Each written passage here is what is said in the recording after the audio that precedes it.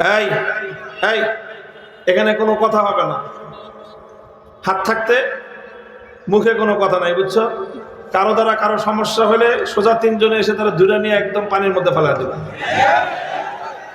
কিন্তু কোনো কি বলবো না, কথা হবে না। হাফিজ জি হুজুর রহমতুল্লাহ আলাই বাংলাদেশের রাজনীতিতে আবির্ভূত হয়ে দুইটা শব্দ নতুন ভাবে বাংলাদেশের মানুষের সামনে উপস্থাপন করেছেন।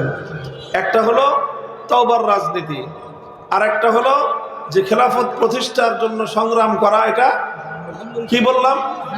আহাম্মুল ফারায়েজ। কি বলেছি? আহাম্মুল ফারায়েজ।